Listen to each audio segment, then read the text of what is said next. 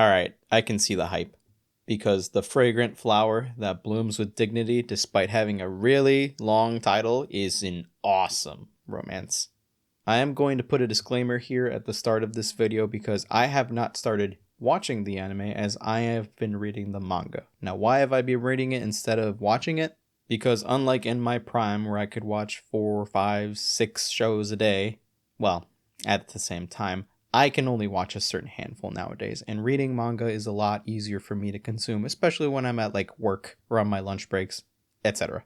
I've heard that Cloverworks has done a really good job with the anime, but strictly for this video, I will be talking about my experience and what I've really come to enjoy about the Fragrant Flowers manga. Now for those who are uninitiated, The Fragrant Flower That Blooms with Dignity is a romance slice of life manga that started back in 2021, I believe. Our two main characters of this series are Rintaro and Kaoruku, and they're a pretty generic couple when it comes to a romance space. However, the way that Saka Mikami, the author of the series, portrays their relationship is something that I think is rather unique, or at least something that I find really wholesome. Now, the premise of the series is not something that we haven't seen before. Rintaro is a delinquent-looking, not poor student, but he goes to not a private school, he goes to a public school. And Kaoruku goes to a private girls' school. She's really smart, he's really dumb. This is nothing we haven't seen before, but like I mentioned, the relationship that this manga is built upon gives a foundation for something more. Because although I really enjoy our main duo, the cast around them and the way that they interact with our main duo is really good. It's really well done.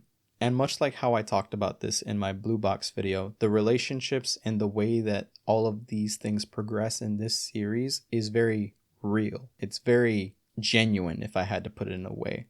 Now, of course, this is still a work of fiction, but there's nothing absolutely extraordinary about this story about these two star-crossed lovers. And that's a good thing.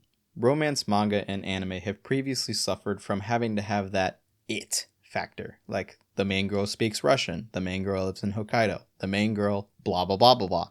And although that it factor can have very unique stories like in A Sign of Affection, Skip and Loafer, it also leads to stuff like Rent-A-Girlfriend. So it's very refreshing to have something normal.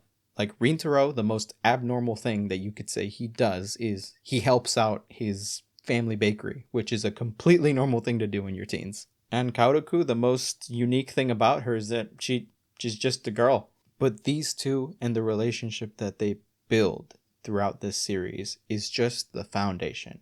The side characters, as I previously mentioned, get a really surprising amount of screen time. Well, page time.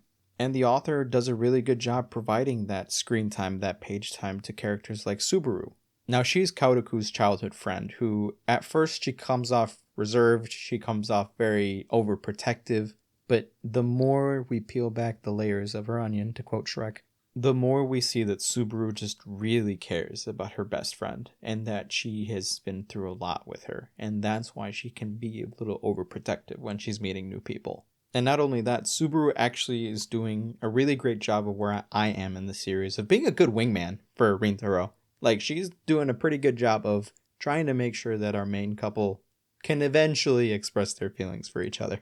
Now, if I were to talk about one character that I think Rintaro's side gets a really decent amount of character development, it would be his mom. We get a really good and realistic angle of what it's like to be a mother watching her high school age son fall in love for the first time. And there's this really sweet scene where we learn about why Rintaro dyes his hair, and there's an angle to it which I'm not going to spoil, but his mom is involved in it, and it's just a really, really sweet scene that made me appreciate the things that I probably didn't see my mother do for me when I was a kid. And much like how Subaru pushes and sees how Rintaro makes Kaoruku happy, Kyoko, the mom, really sees and is rooting for how Kaoruku makes Rintaro feel. The arc that I'm currently on is all about how Rintaro is wanting to make a cake for Kaoruku, and it makes Kyoko, his mom, really happy to see how he wants to express his feelings for this girl in something that his family really treasures, in the form of baking.